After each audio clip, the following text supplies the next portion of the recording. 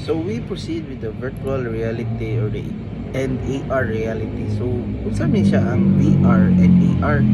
So VR immerses users in fully virtual environments like devices like VR headsets. Then also ang AR overlays digital elements into the real world, typically through smartphones. So ang kaning kuan VR kay transforming social media by enhancing how users interact with content, brands, and each other. These technologies create immersive, interactive experiences that bridge the gap between the digital and physical worlds.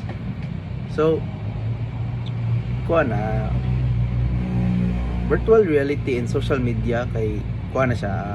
Ang example ni is Oculus Rift and MetaQuest. So, platforms like Meta Horizon Worlds, ArtSpace VR let users interact in their 3D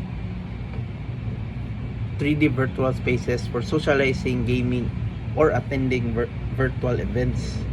So kani siya kay kuan ang VR enhances storytelling, giving users a first person experience of news, travel, and entertainment.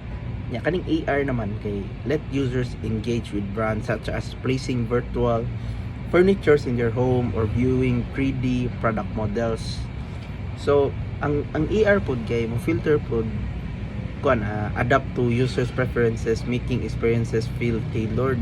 So nindot gyud siya ang VR ug AR kay makita na ni siya nato sa kuan real world kana natay video diri na ipakita na dili video kanang picture og giunsa ang AR o VR giunsa nila paggamit.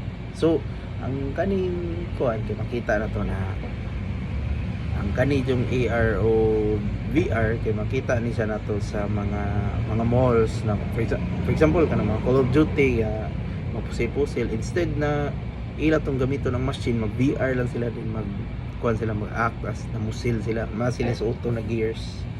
So mao na siya ang AR o VR.